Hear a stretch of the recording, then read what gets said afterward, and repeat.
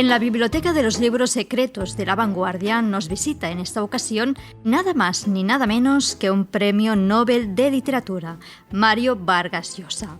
El autor de novelas como La ciudad de los perros, Conversación en la catedral o La fiesta del chivo ha escogido la obra de un escritor español como una de las que más le ha marcado. Se trata de un clásico, Fortunata y Jacinta, de Benito Pérez Galdós, considerada su obra cumbre, el gran referente del realismo español junto a la regenta de Leopoldo Alas. Os acompañamos en este viaje literario Silvia Colomé y Sergio Vila San Juan.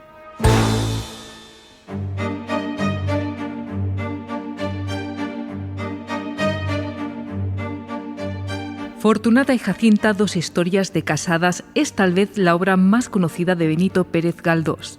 Publicada en 1887, relata las vidas paralelas de una mujer de las clases populares madrileñas, Fortunata, y una representante de la pequeña burguesía, Jacinta, enlazadas por su común relación con un hombre, Juanito Santa Cruz, que a lo largo de la novela se debate en distintas ocasiones entre ambas. La novela, con más de un centenar de personajes, es un amplio retrato del Madrid en los años posteriores a la Revolución de 1868, tanto en el plano político como de sus calles y tugurios, comercios y pensiones, sus tertulias y sus chismes, en palabras del propio Vargas Llosa.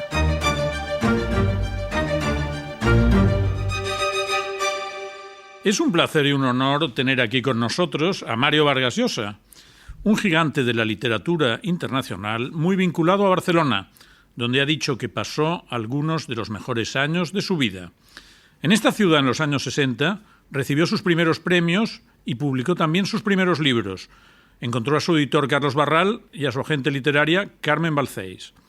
Mucho tiempo después, también en Barcelona, subió por primera vez a escena como actor, interpretando su propia obra, La verdad de las mentiras, en el año 2005. Ahora, Vargas Llosa ha venido a Barcelona para hablar de un autor muy centrado precisamente en la vida madrileña.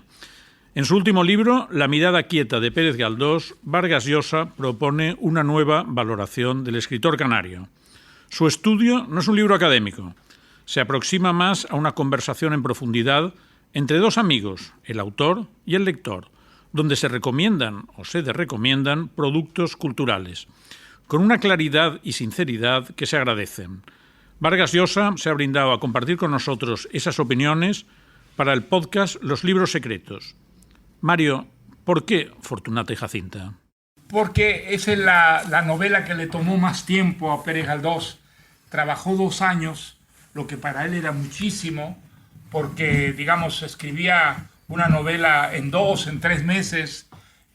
Pero Fortunata y Jacinta es una novela que la pensó con mucho cuidado, y además le tomó muchísimo tiempo para lo que él dedicaba a las novelas. Creo que además es el libro del que estuvo más orgulloso. Es un libro que para él expresaba la sociedad española en todos los traumas que tenía, los problemas que tenía. Y es muy interesante cómo 2 mujeres son las 2 hermanas, que son muy, muy importantes, digamos, y sin embargo el personaje masculino pues es un personaje que no tiene ninguna consistencia, es un personaje que ha heredado de sus padres, digamos, un dinero que le permite gozar de la vida. Juanito Santa Cruz. A Juanito Santa Cruz. Y entonces, en cierta forma, extrapolando, se podría decir que Pérez Galdós tenía un alto sentido de lo que valían las mujeres en España y muy poco de lo que eran los varones que correspondían a su clase social, ¿no? Exacto, mira, precisamente esta era una de las cuestiones que queríamos preguntarte, ¿no? Porque Fortunata y Jacinta son mujeres, él habla mucho de las mujeres también a lo largo de sus obras. ¿Consideras que es un autor que quizás se supo avanzar un poco su tiempo y reivindicar las desigualdades, el sufrimiento de las mujeres? Incluso en su funeral fueron muchas mujeres, Muchas ¿no? mujeres. Bueno, digamos, creo que en esta novela él describió una sociedad con mucho más agudeza y certidumbre que lo hacía normalmente. Porque, digamos, el personaje femenino muchas veces está solapado, reducido a una sombra, y en cambio las mujeres son los personajes principales. Exacto. De Fortunata y Jacinta, como se ve desde el título del libro. Y hay una, en Fortunata sobre todo, hay una presencia, una personalidad que aplasta a Juanito Santa Cruz, al extremo de que los lectores se preguntan qué le ve Fortunata a Juanito Santa Cruz para ser tan leal, para volver con él tantas veces, a pesar de que Juanito Santa Cruz no vale nada, porque es una persona completamente artificial, es una persona que ha heredado y que nunca trabaja, que goza de la vida y que goza de la vida de una manera muy superficial, ¿no? Y muy mediocre, sin tener jamás idea de la grandeza de Fortunata, que lo sigue con una fidelidad, tanto desde que lo vio por primera vez. Es el amor de su vida, y entonces, aunque tiene pues otros amantes, hasta 8 amantes se le han contado a Fortunata, pero ella sabe que está dispuesta a abandonarlos inmediatamente si Juanito Santa Cruz la llama. Por eso que puso en valor a las mujeres de una manera, incluso diciendo, los hombres, digamos, no les llega ni la suela del zapato. Fortunata es una persona muy generosa, ¿no? Porque, digamos, el hecho de abandonar a un hijo, de entregarlo a Jacinta para que ella lo eduque, para que ella sea su madre, es un acto de una generosidad extraordinaria, y ella lo hace fundamentalmente por Juanito Santa Cruz, que está embelesada por Juanito Santa Cruz, aunque el lector se da rápidamente cuenta de que Juanito Santa Cruz no vale tanto como ella para justificar, digamos, esa generosidad de Fortunata con él, ¿no? Yo creo que esa novela describe un cuadro de Madrid, sobre todo, fundamentalmente de Madrid, que es muy exacto. Él conocía, aunque él era canario, llegó a conocer Madrid. Él caminaba mucho en las mañanas, sobre todo, y entonces llegó a conocer Madrid y a los madrileños de una manera extraordinaria, y creo que esa sabiduría se vuelca sobre todo en Fortunata y Jacinta, pues que es la gran novela de Pérez Galdós, ¿no? Pues antes de avanzar más, ¿qué te parece si nos lees el fragmento que has escogido de la obra? Es un diálogo entre Juanito Santa Cruz y Fortunata. Baldomero está incomodado con tu bromazo. Juan le habló claro. No hay tal hijo ni a 100,000 leguas. La verdad, tú te precipitaste. Y en cuanto al parecido, hablando con franqueza, hija, no se parece nada, pero nada.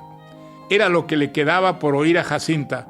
Pero usted, por la Virgen Santísima, también atrevióse a decir, cuando el espanto se lo permitió, también usted creyó. Es que se me pegaron tus ilusiones, replicó la suegra, esforzándose en disculpar su error. Dice Juan que es manía. Yo lo llamo ilusión. Y las ilusiones se pegan como las viruelas. Las ideas fijas son contagiosas. Por eso, mira tú, por eso tengo yo tanto miedo a los locos y me asusto tanto de verme a su lado. Es que cuando alguno está cerca de mí y se pone a hacer visajes, me pongo también yo a hacer lo mismo. Es un privilegio escuchar a Mario Vargas Llosa recitando un texto literario, cosa que ha hecho incluso encima del escenario en obras como La verdad de las mentiras sí. o Las mil y una noches. Se debe a ti fundamentalmente. Bueno, lo empezó... Porque fue un texto tuyo que me lanzó a las tablas. En el año del libro de Barcelona, el 2005. Pero no me arrepiento porque, digamos, yo creo que después de la literatura, el teatro es la profesión más generosa. Yo creo que en esto tu estudio sobre Galdós, porque Vargas Llosa acaba de publicar La mirada quieta de Pérez Galdós, se nota porque te centras mucho en el teatro de Pérez Galdós. Porque hay que explicar que Mario Vargas Llosa, durante la pandemia, releyó a Galdós prácticamente entero y ahora nos ofrece este ensayo en el cual propone una nueva visión de la obra de este personaje, un canon. Y sobre todo basado en el teatro, porque en el teatro alcanzó el éxito que no había tenido con las novelas. Aunque se lo leía mucho, el éxito que tuvo Pérez Galdós con el teatro fue enorme. Sus obras se representaron en Alemania, en Inglaterra, en Francia, en Italia.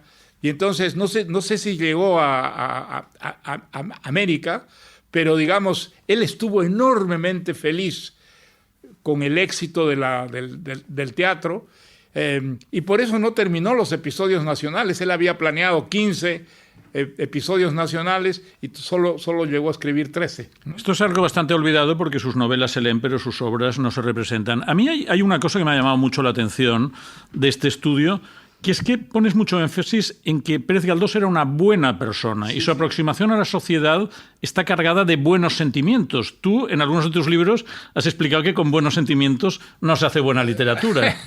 Salvo, quizá la excepción es Pérez Galdós, porque había una hostilidad contra él de lo que era el establishment cultural. Digamos, los escritores que eran respetables, pues no le tenían ningún respeto a Pérez Galdós. Pensaban que era vulgar, que escribía mal. Es famoso eso del garbancero. Decían que sus novelas olían a cocido. Bueno, digamos, cosas muy injustas, cosas que no son verdad para nada. Y sin embargo, Pérez Galdós, digamos, no daba importancia a estos ataques que recibía y que eran muy, muy continuos, ¿no? Hay el caso, por ejemplo, de las 500 personas que escriben a la Academia Sueca pidiendo el premio Nobel para él cuando cumple 67 años, y la Academia Sueca parece que recibe mucho más textos contra Pérez Galdós que a favor y por eso no le dan el Nobel, que hay que decir que lo habían recibido escritores mucho menos importantes que Pérez Galdós, ¿no? Echegaray, entre los españoles. Sí, pues Echegaray, por ejemplo, ¿no? Y hablando de otros escritores, hay Clarín con La Regenta, que la escribió justo 4 años antes, Bueno, ¿no? La Regenta, yo creo que es un libro más moderno que Fortunata y Jacinta. Digamos, incluso hasta el tratamiento, digamos, de la pareja importante, pues que motivó, digamos, una cierta crítica privada de Pérez Galdós, que le escribió una carta, digamos, al autor de La Regenta, diciéndole, quizá te has excedido un poco, es mucho mejor dejar que los lectores inventen las escenas, que se las des explícitas. Pero yo creo que digamos, entre esas dos novelas, exacto, se establece la frontera entre lo que es un clásico y lo que es una novela moderna, ¿no? Yo creo que un clásico es una novela como Fortunata y Jacinta, en la que hay, digamos, mucha presencia del autor, más de la debida incluso, y mucho menos en la Regenta, que es una novela más moderna, que tiene, digamos, mayor sintonía con el lector de nuestra época, aunque ambas son grandes novelas y que representan, digamos, por lo más alto lo que es la novelística del siglo XIX, ¿no? Mario, yo creo que hay una cosa que te une mucho a Galdós y una cosa que te diferencia mucho. Yo creo que te une a él, los dos sois escritores de la realidad, que os documentáis muy bien sobre los espacios y los periodos los que trabajáis. Galdós iba a Marruecos, iba a los sitios, etcétera, como tú has hecho para escribir El sueño del Celta, para escribir La guerra del fin del mundo. Pero yo creo que os diferencia que Galdós era un escritor muy rápido que no corregía y tú eres casi Él no obsesivamente un trabajador del Yo estilo. creo que has acertado en lo que es uno de los grandes defectos de Pérez Galdós. Él no corregía las novelas. Él dedicaba 2 o 3 meses y la novela, tal como salía, iba a la imprenta. Y entonces él corregía, pues digamos, muy por encima. Eran variantes mínimas. Los manuscritos de Pérez Galdós existen y allí se ve que corregía muy poco, ¿no? Digamos, él necesitaba escribir, digamos, de una manera muy abundante, se fijaba, digamos, grandes plazos y esos trataba de cumplirlos. Era un escritor profesional en un mundo donde no había la profesión de escritor todavía, ¿no? Sin embargo, él trataba de cumplir, digamos, rigurosamente y lo trató hasta el final, salvo cuando descubrió el teatro. El teatro para él fue un gran éxito. Él había querido siempre salir de España y nunca lo había conseguido a través de las novelas, y sin embargo lo consiguió a través de sus obras de teatro. El teatro no es muy moderno, pero digamos es un teatro que tiene una solidez, una cierta solidez de época, sobre todo, digamos, ¿cómo se llama la novela que tiene, la obra de teatro que tiene muchísimo éxito, que se estrena prácticamente en toda Europa, y entonces él se llena de orgullo y se dedica mucho al teatro.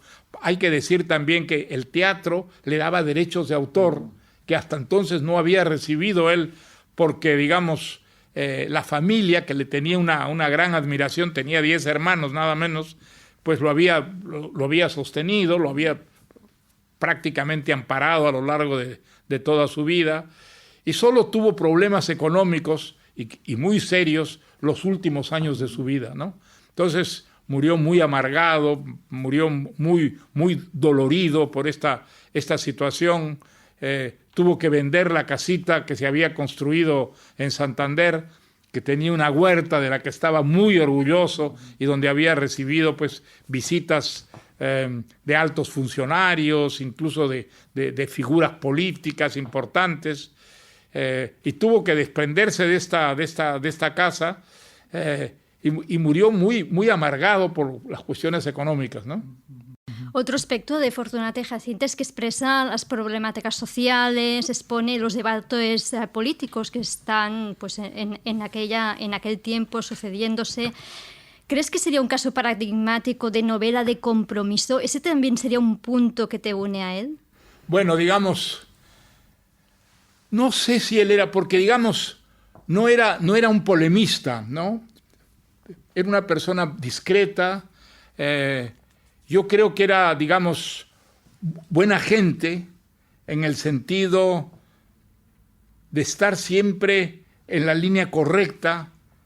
Él sabía, por ejemplo, que, digamos, la intervención de la Iglesia era excesiva en España, en la vida del conjunto de la sociedad, y entonces eso lo criticaba, sí. Pero no, digamos, se creía que era un ateo y que era un comecuras, y algo que nunca fue. Y yo creo que era un católico más bien moderno, pero que, digamos, tenía mucho respeto, digamos, a los derechos humanos, y que entonces en eso, pues, la España de su época le resultaba chica y la criticaba, y tomaba una cierta distancia con ella, ¿no? Pero al mismo tiempo era un hombre muy prudente, era un hombre que, digamos, no se enfrentaba directamente, digamos, a la crítica. Aunque a veces sí. Bueno, estuvo varias veces en el Parlamento, pero en las Cortes casi no hablaba. Era tímido, dice. Casi no hablaba. Bueno, era tímido y sobre todo discreto. Discreto, digamos, tenía mucha inseguridad sobre sí mismo y quizá le habían creado esta inseguridad los ataques que recibía, que eran muy intensos, eran... porque no tenía una, digamos, no era una figura respetada, ni mucho menos.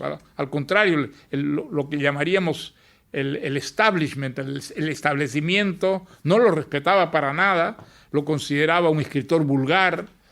Muchas veces se aludió a él diciendo es un escritor del montón, algo que no era. Pérez Galdós es el escritor más importante que tiene España en el siglo XIX, sin ninguna duda, ¿no? Pero, digamos, le habían creado esa imagen que de alguna manera él se sentía como acomplejado un poco frente, digamos, al establishment literario, ¿no? Mario, tú, aparte de una obra narrativa incontestable que te ha ganado el Premio Nobel de Literatura, desde tus inicios has escrito mucho también sobre la literatura de los demás. Javier Cercas ha dicho hace poco que no hay en el panorama, dice, mundial, nada comparable al corpus de trabajo, de estudio que has hecho sobre otros escritores de la literatura de todos los tiempos. Entiendo que hay una pasión literaria que mueve todo esto y en el famoso discurso que hiciste cuando te dieron el premio... Yo creo, por ejemplo, que la crítica es muy importante para que haya una literatura de alto nivel en una sociedad.